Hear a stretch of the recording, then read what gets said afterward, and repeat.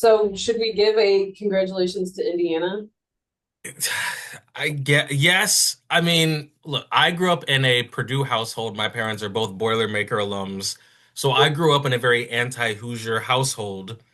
That being said, I couldn't help but be like, you know what? Like, good for you guys. You traditionally are the worst college football team ever. You bring in this guy, and in 2 years, you win the whole thing. I like it on two parts. I do love their quarterback. He is just so like it's a really hard time. Like you have something has to be wrong in your life for you not to enjoy that family. It Like says more about you if you are not a fan of him. absolutely. Like he's a good kid. The family, like you feel for his mother. Like just Yeah. the whole thing is very amazing. And two, I like to think the win is a big FU to Nick Saban because for some reason Nick Saban refuses to pull for his one of his own coaches. Yeah. And I don't know if it's because he is jealous of the fact that Signetti stayed in there during the switch from paying players under the table to NIL and every the what's the trade? It's not the trade. It's The the transfer portal. yeah the transfer board during You that might as time. well call it a trade. Right. That he was able to make instead because like I to this day believe that Saban saw the writing on the wall and thought, no, I'm not going to ruin my legacy. I can't compete Oh, now 100%. that everything's even. I'm out. And I just like him just his refusal to give Signetti his flowers on the fact that he's able to. And this is again, this is a guy from your own tree. Both of them were from his tree, but it's like I I like it like that because it's anything that kind of just It gives is weird that he not refuses to acknowledge, but refuses to give him his flowers. And especially being from his tree, it's like you would think that that's a testament. Like you could still have that ego and bring it back to you if you really wanted to. Like, yeah, I it don't was know. him choosing Miami last night. I Yeah. was just like you and putting the hat on. I was just like you have got some sort of problem. Yeah. I hope now. Not only do I hope they win, but I hope he puts. I mean, they weren't able to. It was a pretty. It was an excellent game. It was back and forth, but I wanted so bad for him to just put his foot on their neck and Yeah. just press because I thought you're just so evil. And this is Him what leaving he with, used to coach LSU, so I mean, like, yeah, I yeah. don't know, but it doesn't change who he is at his core. No. Like, when you don't carry water for anybody, it becomes very friend because you can call them out on their behavior. So I guess at this point, real short, I am pulling for the Seahawks because everybody else has disappointed Seahawks and Broncos, but Nick Foles ain't walking through the door for the Broncos, so I mean, they're as good as gone. I me. hate Yeah, the Patriots less than I did when Brady and Belichick were there, but I still just like it's tough to win a Super Bowl, and I really don't want New England. Like I you don't guys, think like y'all had it. Let someone else have some. it hasn't been long enough between right Right. before that. So yeah, I mean, like in the meantime, I'm hoping the Seahawks, but Seahawks and Broncos for me. right. Well, I do want. I just don't see the Broncos doing it. Not a chance. You lose your quarterback like on the Yeah. last play, like you're like that's rough. Yeah. And to have this backup quarterback be like in the playoffs further than oh, veteran, but I mean that'll be No, I'm definitely like realistically because I root for the Broncos to survive, but I don't think they're going to. So realistically, I'm pulling for the Seahawks. right. It's just like, well, I mean, because I had even said it was like, okay, whoever goes up now against the Broncos, like like whoever wins this game knows they're going to the Super Bowl because unless the Broncos just pull off some miracle, like Yeah. I just don't see them going to them. Yeah. But the reason we're here, the Night of the Seven Kingdoms, Yes, indeed. you got a chance to watch it. I got a I chance to did. watch it. I watched it yesterday because again, I had to remind Will that he could not watch it on Monday. I was like, you said, I was like, I would hope you're not watching it tonight. I'm Why? looking around. I'm like, NFL games are over. What's going on? Completely forgot, which is a whole rant for another day. College football calendar's got to change. There is no reason this deep into January we should still be playing college football games on a Monday. On Monday. Anyway. Monday. And the whole season's built around being on a Saturday, but you Right. know, what do we know? Anyways, yes, Knight of the Seven Kingdoms. This is in the Game of Thrones universe. Obviously, was written by, if you'll save me here for a second. Yep. Knight of the Seven Kingdoms. I have not read it yet, Oh, but I plan on it. I believe it has three different. This even might be one of them. There might be two others that go along with it, but deals with Ser Dunk, even though he's called Ser Duncan the Tall, who makes up his name on the spot, and Egg. So it's Duncan Egg stories. yes. Now we will talk about spoilers. So, I mean, like, obviously, and I can't say spoilers about really the show right now, but as far as where these characters go in the history of Game of Thrones, it's kind of out there. So it would be a little weird, especially during this first episode when all we're doing is being introduced to the Ser Duncan and Egg. And if you notice, he says egg. Yes. Egg. Yeah. Yeah. So it should give you a clue. Again, we're going to talk about, so if you don't want to know where these characters end up, well, I'm just going to turn it off because Egg is Aegon the Fifth. He is going to be considered Aegon the Fifth, the Unlikely, I believe is his name, is King Aegon the Fifth, the Unlikely, because he has four brothers that are older than him. And one of the brothers we do see in the scene where Duncan shows up at the inn and he's drunk and he lays down the Targaryen coin. I believe that's his name is Darian, and who is Yes. Darian the drunk. Prince Darian, the drunk Targaryen. Yes, and Egg is with his brother, I guess supposedly running away at this point. But where we know Egg from is Egg is mentioned by his brother Aemon, who was Maester Aemon, who was at the wall with Jon Snow and all those people. He was the very old guy. As he was dying, he was talking about my brother Egg, my brother Egg. That is Aegon the Fifth, the little child that's in this right now, is Aemon's brother. They are related, which makes Egg Daenerys's Dany her great grandfather. Because Aegon the Fifth gives birth to, he has children. King Jaehaerys becomes king, then it becomes King Aerys, who is the Mad King, who is Daenerys' father. So it's not as removed as what House of Dragon deals with. I think that's Right. like almost, we say 200, 400 It was years. 207 or something like that, possibly Okay. 300, but yeah. This is about 100-ish, and just dealing with the fact that we know how old Aemon was when Game of Thrones happened, and by then, obviously, King Aegon has already died. Ser Duncan has already died. They mentioned Ser Duncan in a few of the episodes because he is the knight, the King's Knight guard, I believe, who's promoted to that. Duncan factors so heavily into Aegon's life that he names one of his children Duncan. So it's like Duncan Targaryen, which is crazy because normally they have like, like Jaehaerys and Viserys and Right. Aemond and all these wonderfully great names. And I think his oldest son is named. So it goes to show you like where we are going to go as far as the path with the relationship between these two characters. It's obviously it starts off what I do appreciate. I wondered if you appreciated just as well. It is letting you know early on that this is more of an irreverent series. This is going to be probably a little less bloody, maybe. I don't know. I'm thinking just for the fact is they were quick to make jokes about torture early on. We're like, oh, where he's talking about the chair. He's just like, I'm just teasing you. But early on when it's this series, before we even get the title part of Knight of the Seven Kingdoms, the music starts and it immediately shifts to him peeping behind a tree, which I think is great because they were letting you know, no, we're not doing that.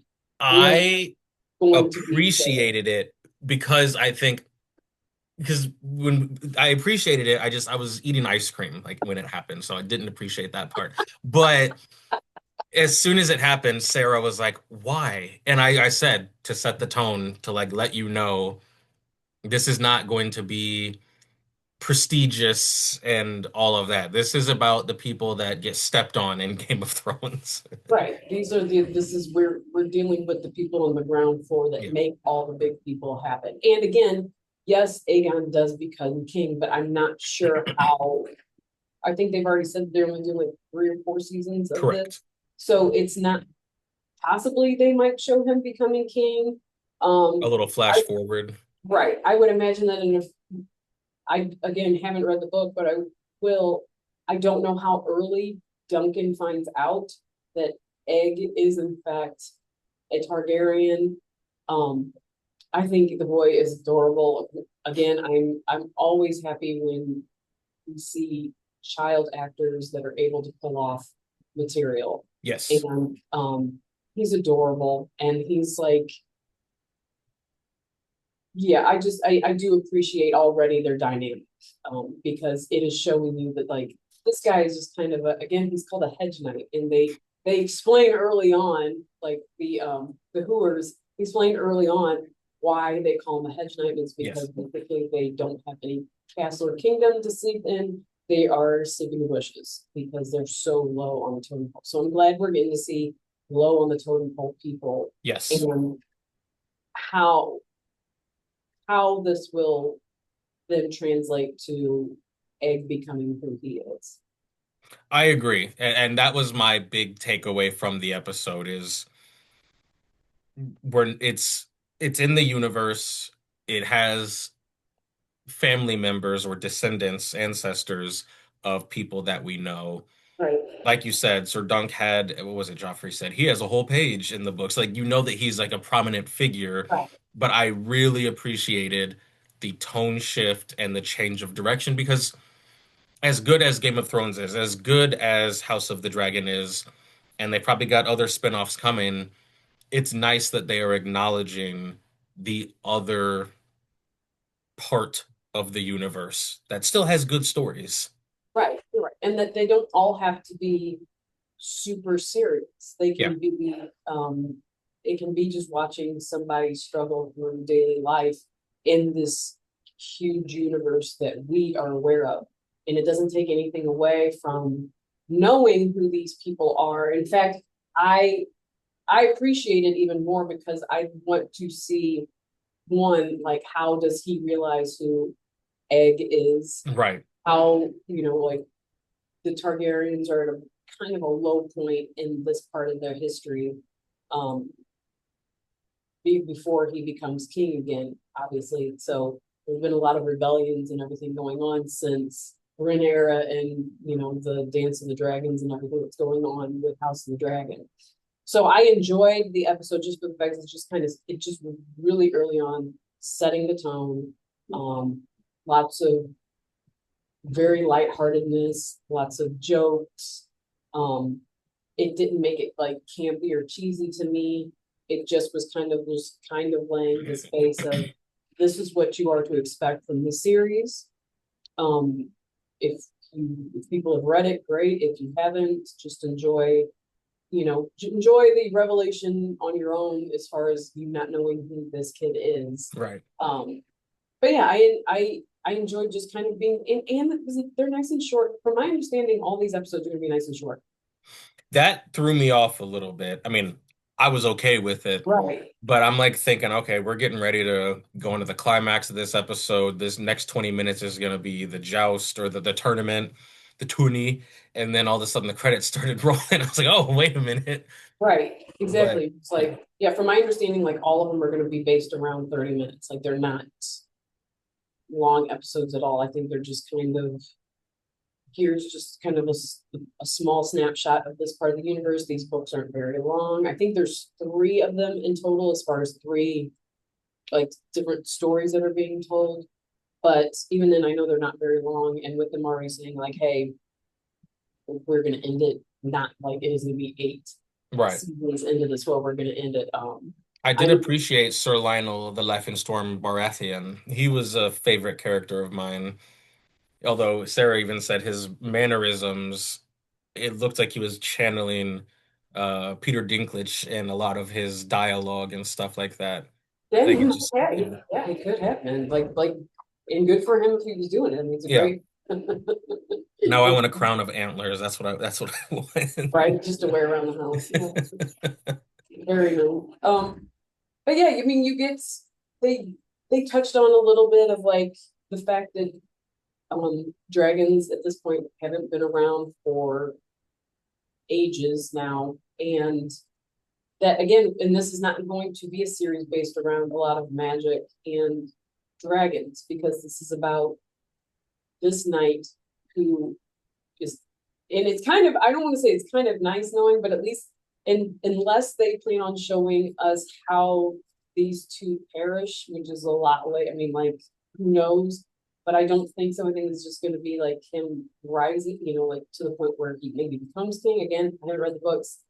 So if you have, let us know. But, or I mean, like, don't let us know, like, how it Right. is. um, but I don't know how much of into the future they're going with this. And so you kind of, unless they do go and touch on Aegon being king, we know these characters live. And that's kind of It's nice and like a little bit of stress taken out. right. Like, you don't have to worry about this child being shoved out of a window. Because this franchise has conditioned you to not fall in love with characters because as soon as you do, they're getting burned alive, thrown out a window, decapitated, all of the above. So yeah, knowing we've got you for a while. Right. Knowing that at least we get to see this child into adulthood, like Yeah, kind of like, okay, I don't have to see this 9 year old with this beautiful little round head getting tied to a post and burned to death. Like I don't have to, or being ripped apart. Like we'll save that for House of Dragon. It is yeah. going to be really bad, really quick here.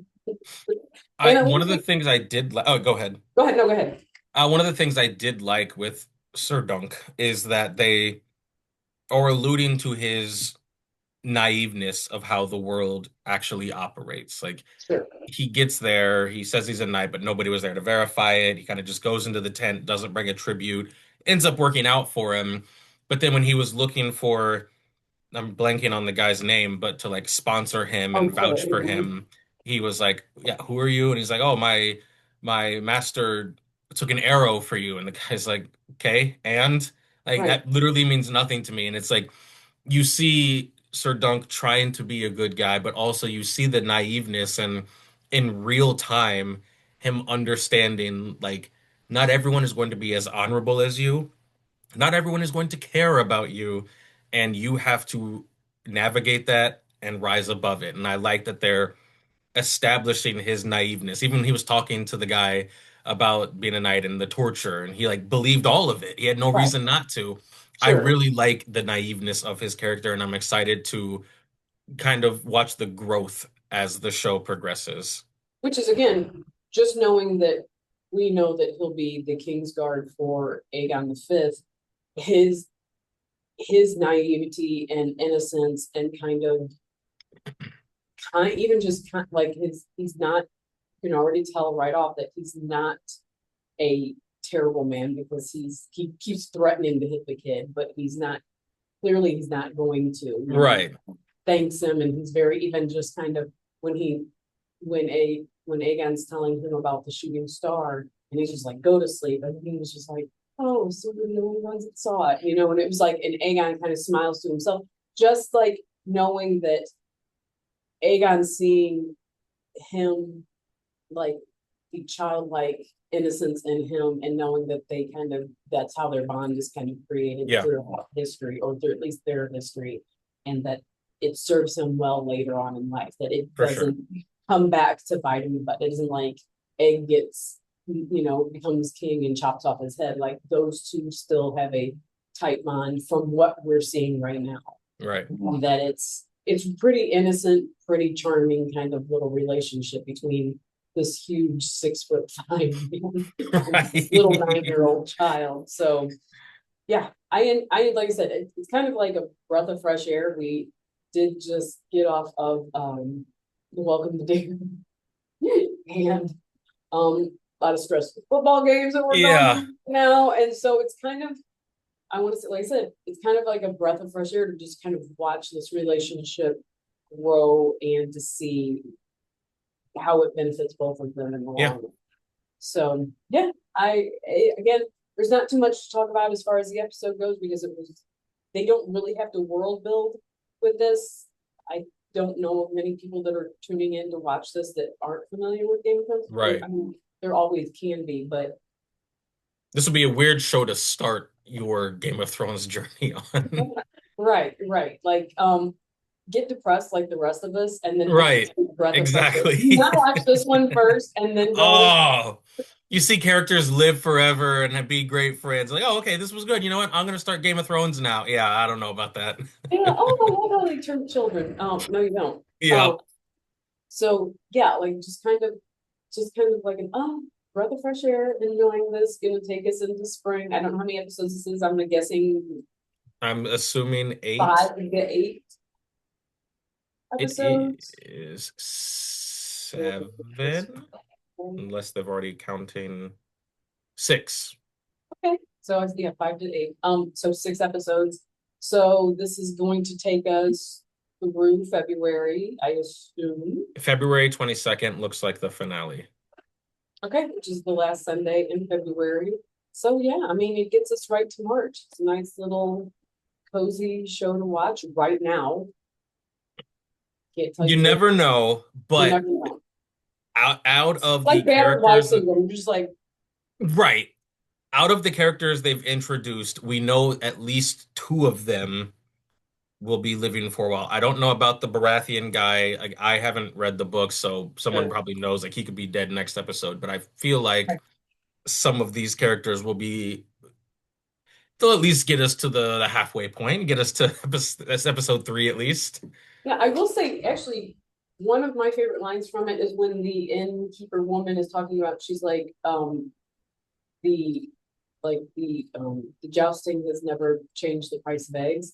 I thought that worked really well for the show, and I thought it really well for everything that's going on in society right now. Like Yes, these big gestures in the kingdoms aren't helping the small folk in the least. So it's like exactly. she's like, yeah, great. It's everybody's run off to town to go see this, but it really hasn't changed my life, and it's still I'm still down and out as much as I ever was. Yep. So I did like that line because I was like, ooh, Yeah, because no, that one, that you said that one fits for the show and it adds some real world realism to it, specifically eggs. Yeah. specifically eggs. Yeah, I was just like, okay. Like, I don't know if that was on purpose or not, Right. but George R. R. Martin has just kind of close this out. George R. R. Martin has talked about that he was really happy with how this season and adaptation of the Night of the Seven Kingdoms turned out between him and the writer creator of this. It is out there already that he's had pretty much a big falling out with the House of Dragon people. So kind of wonder how that'll turn out. Yeah, I was reading about that. I meant to ask you about that because, Yeah, it's interesting. I think much like if like you and I are intelligent people, that things are always nuanced. They're never just a direct, cause or reason for anything. I think George R. R. Martin certainly has his he's kind of eccentric. He's not I don't think he's interested in writing his books anymore. I doing other thing all of this, I think once Game of Thrones blew up and he kind of got shoved into this world of pop culture and entertainment, I think he's probably shifted his priorities a whole bunch. His personality might have shifted, his just and so you can be like, well, maybe he's just being an a-hole, and maybe then they weren't following true to what it was, but somewhere in between lies the truth. yeah, So I don't know, but he was all we'll know. All we do know is that he was very pleased with how the season one of this adaptation yeah. of Novel 17 went. So final thoughts, yay. I enjoyed it. I mean, I wish, as a fan of, action and explosions, I do wish there was, I wish you pulled the sword out and showed that it fits your hand. I kind of wish you fought somebody, but I'm also okay. Like, I don't need it every episode. I think I had just seen the trailers. They talked about the tournament. So I was ready for For the tournament. a fight, a tournament, and really the only thing you really saw was the one night beating up on his cousin or his squire or whatever. So like I was like, oh, okay. But again, I'm okay with what we got. I'm okay with introducing these new characters, letting us know this one's going to be more, I guess, grounded is the right term. So I enjoyed it. I'm excited to see where they go with it. Me too. I wouldn't be surprised if the takes a while to get to the tournament action, but Yeah, I mean, we're gonna get what we get. We can't reach fit. So exactly. we're gonna leave it there, and we will be back next week with the obviously the second episode. And by then, we will be a little closer to knowing who's going to be in the Super Bowl, Yes. who's not. And so go see them. Yep. That's all we got. All right, bye.